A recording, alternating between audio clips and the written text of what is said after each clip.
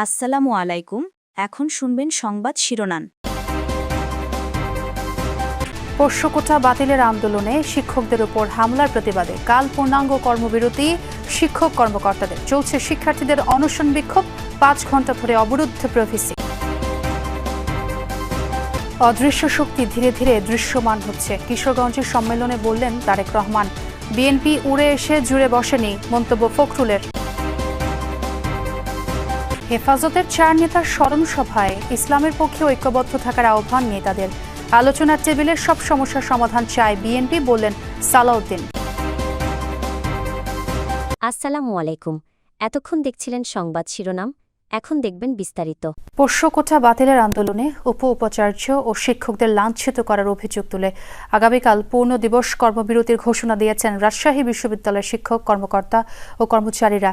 এখনও অবরুদ্ধ প্রভিসি অধ্যাপক মাইনুদ্দিন খান। এদিকে আজ রাতের মধ্যে পোষ্য কোটা বাতিলের আলটিমেটাম দিয়েছেন শিক্ষার্থীরা। রাতে এক বৈঠকে এই সিদ্ধান্তের কথা জানায় তারা। এর আগে পোষ্য কোটা পুনর্বহালের প্রতিবাদে বিকেলে প্রভিসির বাসভবনে তালা দেয় আন্দোলনরত শিক্ষার্থীরা। বাসভবনে ফিরতে না পেরে জুবেরি ভবনের দিকে যান প্রভিসি অধ্যাপক মাইনুদ্দিন খান আর প্রক্টর অধ্যাপক মাহবুবুর রহমান। শিক্ষার্থীরাও স্লোগান দিতে দিতে জুবেরি ভবনের দিকে আগায়। এ সময় বিশ্ববিদ্যালয়ের শিক্ষক ও কর্মকর্তারা শিক্ষার্থীদের আটকানোর চেষ্টা করলেই হাতাহাতিতে জড়ায় দুপক্ষ। এ সময় সেখানে উত্তেজনা ছড়িয়ে পড়ে, আহত হয় রাকসুর জিএস প্রার্থী সালাউদ্দিন আম্মার সহ কয়েকজন। পরে জুবেরি ভবনে প্রভিসি সহ কয়েকজন প্রশাসনিক কর্মকর্তাকে অবরুদ্ধ করে আন্দোলনরতরা। এদিকে রাজশাহী বিশ্ববিদ্যালয়ে পোষ্য কোটা পুনর্বহালের প্রতিবাদে চলছে কয়েক শিক্ষার্থীর অনশন কর্মসূচিও। সবাই আমরা এক আছি, 25 তারিখে রাষ্ট্র নির্বাচন হবে এবং আজকে রাতের মধ্যেই পোষ্য কোটামূলক অমূলক অযাচিত এই কোটাটাকে বিলুপ্ত করতে হবে। জুবেরি ভবনের অবস্থান, প্রভিসি মহোদয় যে কক্ষে অবস্থান করছেন ওই কক্ষের বিদ্যুৎ সংযোগ এবং পানির লাইন বন্ধ করে দেওয়া হয়েছে। তারা সেখানে অশ্রাব্য ভাষায় গালিগালাজ করেছে, স্লোগান দিচ্ছে, যার ফলে ওই ভবনে একটা ভীতিকর পরিস্থিতি সৃষ্টি হয়েছে। দলীয় নেতাকর্মীদের কেউ যেন ব্যক্তি স্বার্থে বিএনপিকে ব্যবহার করতে না পারে সে বিষয়ে সতর্ক থাকার আহ্বান জানিয়েছেন দলের ভারপ্রাপ্ত চেয়ারম্যান তারেক রহমান। তিনি দলের যে কোনো সিদ্ধান্ত মেনে নেওয়ার আহ্বান জানান। অদৃশ্য শক্তি ধীরে ধীরে দৃশ্যমান হচ্ছে উল্লেখ করে সবাইকে সতর্ক থাকার পরামর্শ দেন তারেক রহমান। এর আগে মহাসচিব মির্জা ফখরুল ইসলাম আলমগীর বলেন, বিএনপি উড়ে এসে জুড়ে বসা দল নয়। অতীতে যারা গুম খুন করে বিএনপি ভাঙতে চেয়েছিল তারাই পালিয়ে গেছে।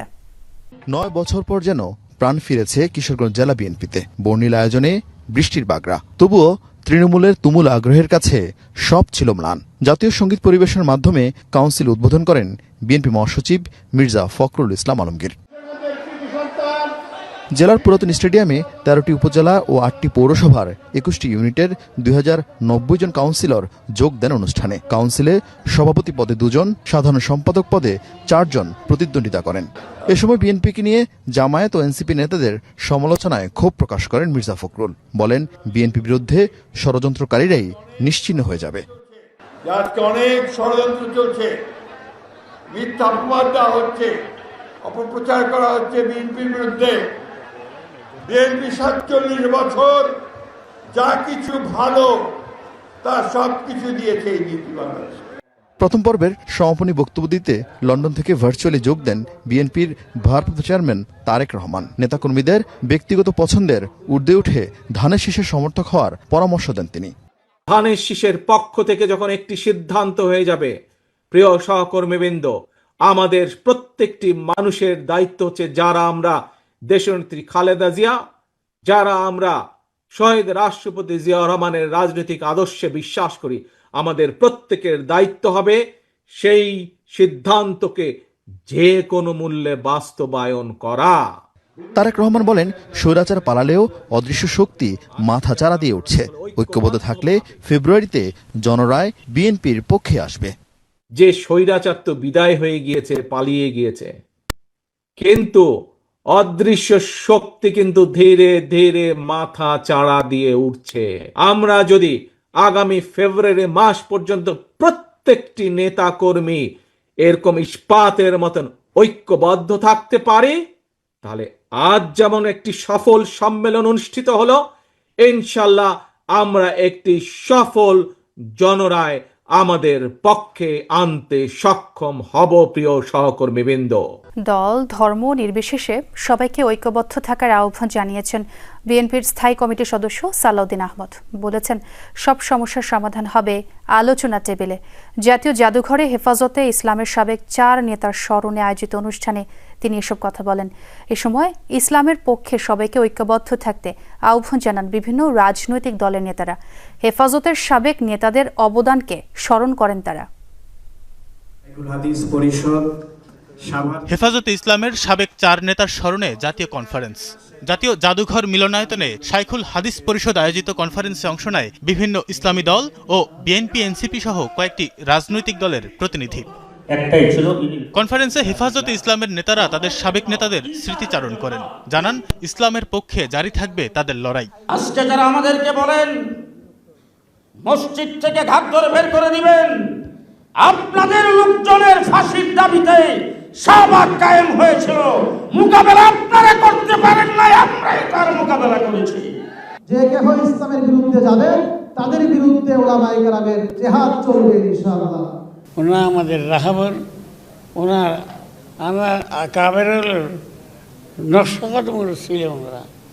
আমরা যদি হেদায়েত পেতাম চাই, তাহলে ওনার নকশাকদমের উপর আমরা আমল করিব। রাজনৈতিক নেতারা বলেন, বাংলাদেশে যারাই ক্ষমতায় আসুক, হেফাজতে ইসলামকে বাদ রেখে রাজনীতি করা যাবে না। সামনের দিনে সংগঠনের নেতারা আগের মতোই আপোষহীন ভূমিকা রাখবে, এমন আশাও করেন অনেকে। এদেশে কেউ কখনো ইসলামের বিরুদ্ধে গিয়ে ইসলামের বিপক্ষে অবস্থান নিয়ে রাজনীতি করতে পারে নাই। আগামীতে ইনশাআল্লাহ ইসলামের বিপক্ষে গিয়ে কেউ রাজনীতি করতে পারবে না। যে আপোষহীন মানসিকতার মধ্য দিয়ে হেফাজতের নেতৃবৃন্দ তখনকার প্রলোভনগুলোকে দূরে ঠেলে দিয়ে ইসলামের স্বার্থে, বাংলাদেশের স্বার্থে, দেশের স্বাধীনতা সার্বভৌমত্বকে রক্ষার স্বার্থে যে দৃঢ় ভূমিকা পালন করেছিলেন, সামনের দিনেও বাংলাদেশের সাধারণ মুসলমানরা সেই পথ অনুসরণ করবে। বিএনপির স্থায়ী কমিটির সদস্য সালাউদ্দিন আহমদ সবাইকে ঐক্যবদ্ধ থাকতে আহ্বান জানিয়ে বলেন, সমস্ত কিছুর সমাধান হবে আলোচনার টেবিলে। সমস্ত কিছুর সমাধান আলোচনার টেবিলে হবে। টেবিলে আলোচনা হবে, আবার এই সাথে আন্দোলনে যাব, এটাও একটু সহযোগিতা। আমরা বলেছি যে এমন কোনো নজির আমরা স্থাপন করে যেতে চাই না যেটা দুদিন পরে টিকবে না। রাজধানীর আদাবরে চাঞ্চল্যকর নিপু হত্যার ঘটনায় শীর্ষ সন্ত্রাসী বেলচা মনির সহ 5 জনকে গ্রেফতার করেছে গোয়েন্দা পুলিশ। সে সময় তাদের কাছ থেকে বেশ কিছু দেশীয় অস্ত্র উদ্ধার করা হয়। এদিকে কার্যক্রম নিষিদ্ধ আওয়ামী লীগ এর অঙ্গ সংগঠনের 5 নেতাকর্মীকে রাজধানীর বিভিন্ন এলাকা থেকে গ্রেফতার করেছে পুলিশ।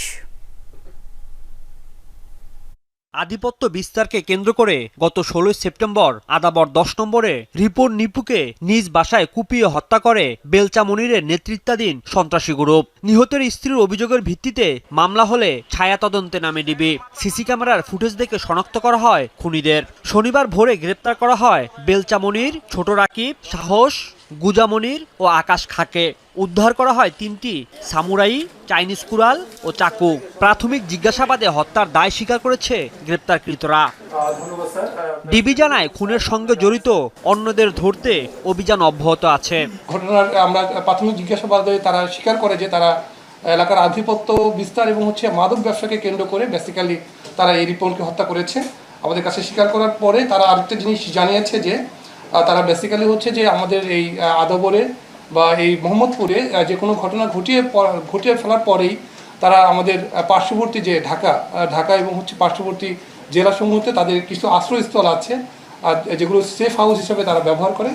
এদিকে ঝটিকা মিছিলের প্রস্তুতিকালে কার্যক্রম নিষিদ্ধ আওয়ামী লীগ ও এর অঙ্গ সংগঠনের 5 নেতাকর্মীকে গ্রেপ্তার করেছে খিলগাঁও ও তেজগাঁও থানা পুলিশ।